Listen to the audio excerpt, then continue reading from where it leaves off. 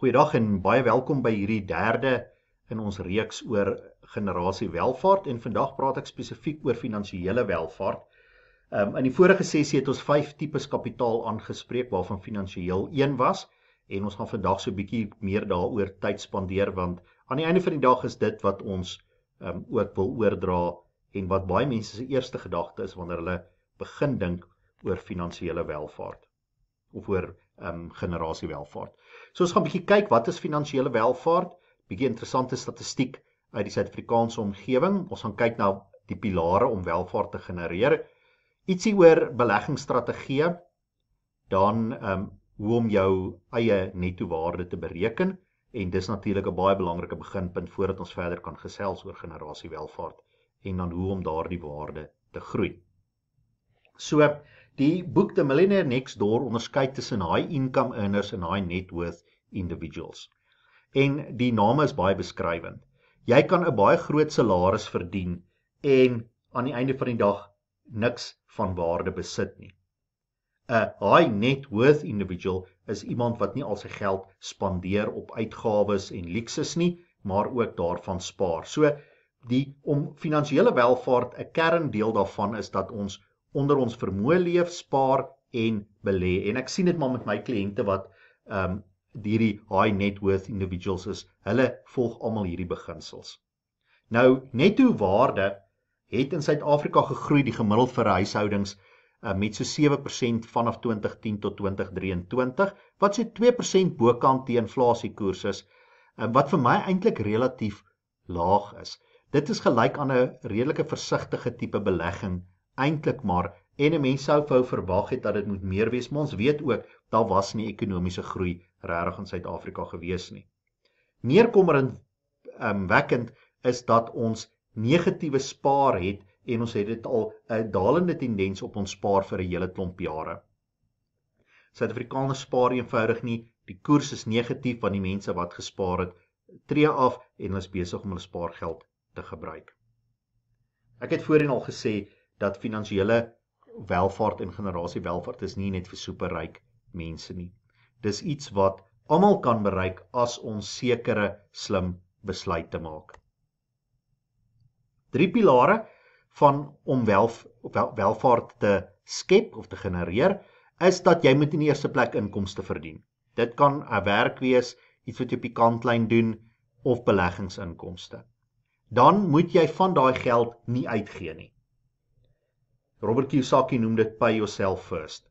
Met ander woorde, jy moet van daardie inkomste wat jy genereer, wegvat en dit begin spaar, en die maklikste is om dit te outomatiseer, outomatiese uittreeanniteit bydraes, outomaties my pensioen aftrek by my salaris, debietorders, en dit konsekwent doen. Die grootste voordeel wat jy kan hê is om dit outomaties en deurlopend te doen.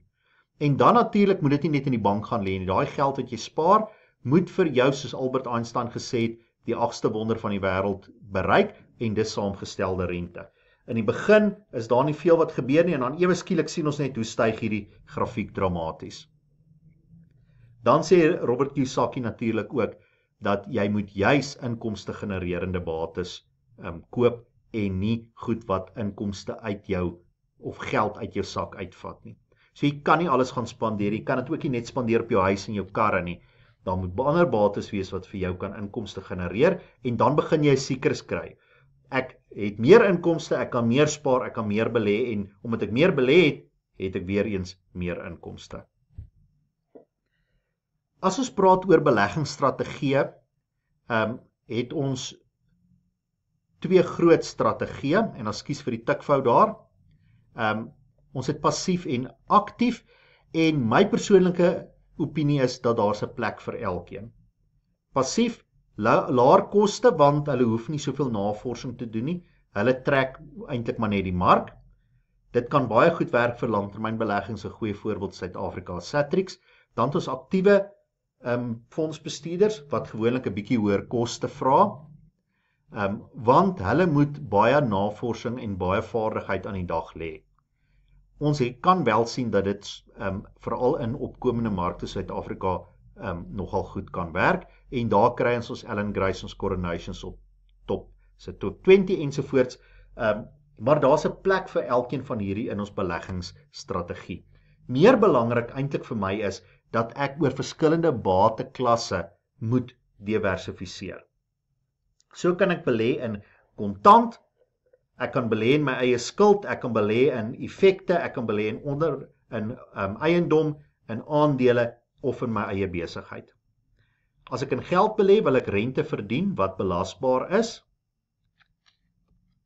Skus, ek wil net my pointer hier kry.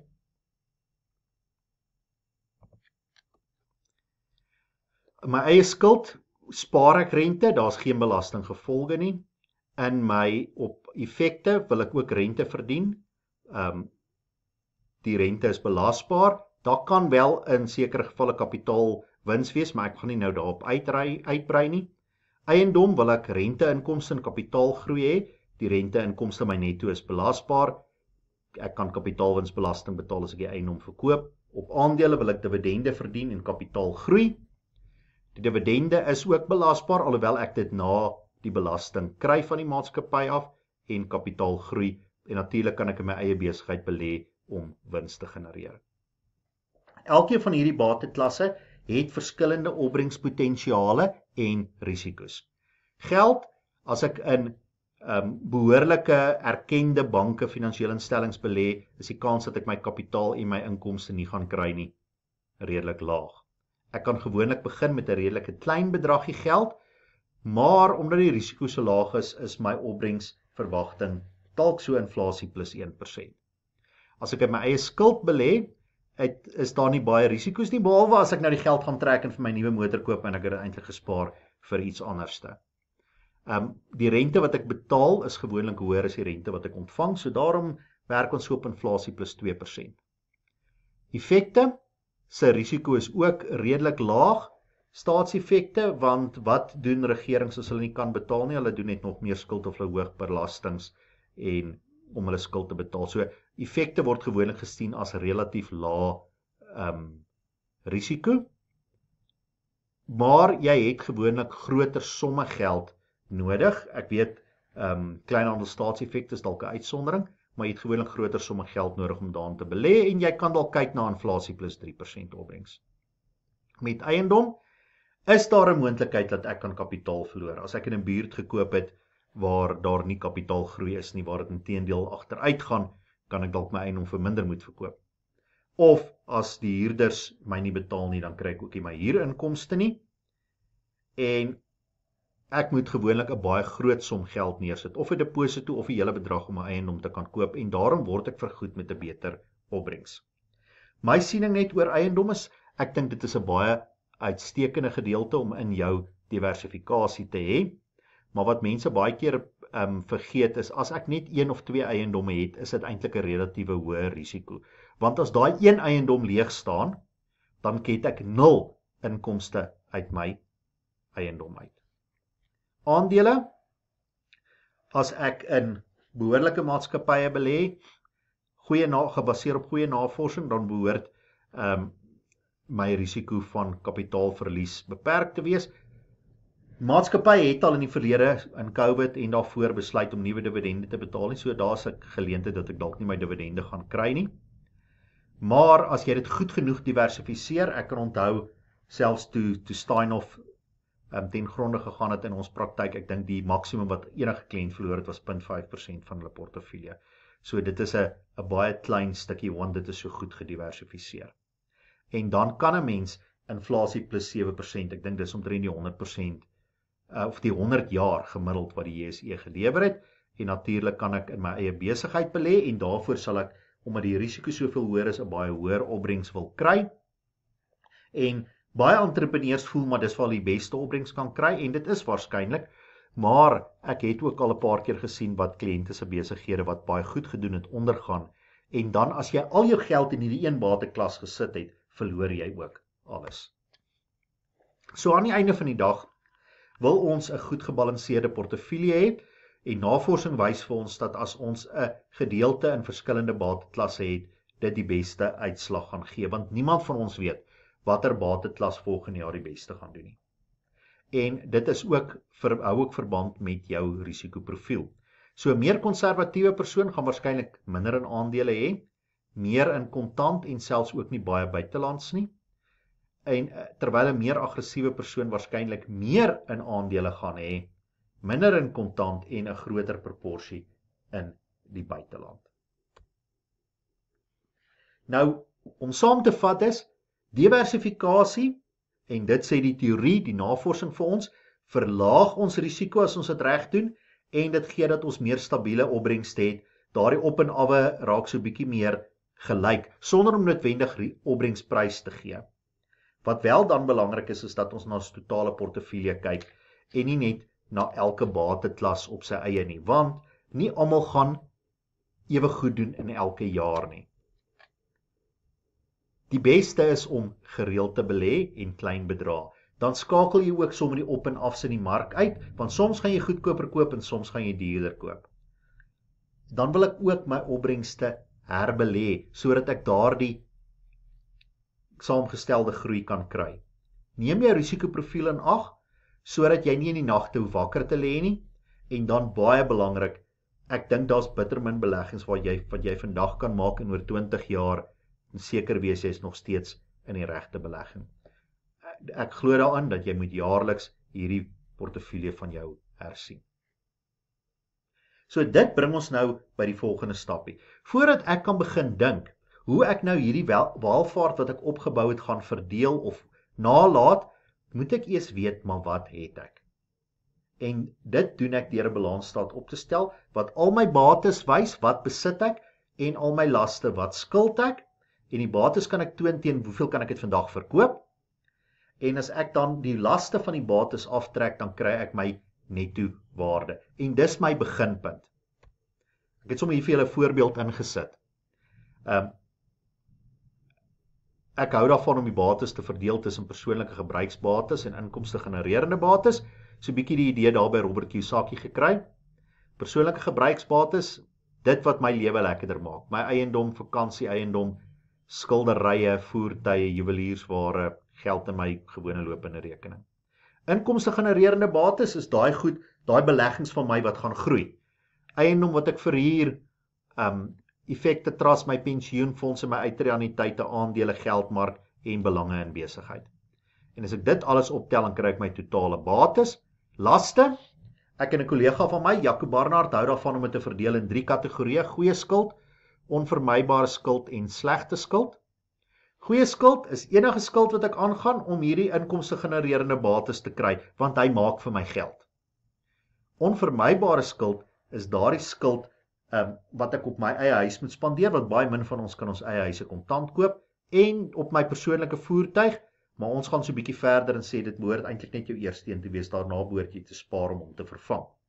Alle ander skuld, verbande op jou vakansie eiendom, kredietkaartskuld, bankoortrekkings ensovoorts, is dan slegte skuld.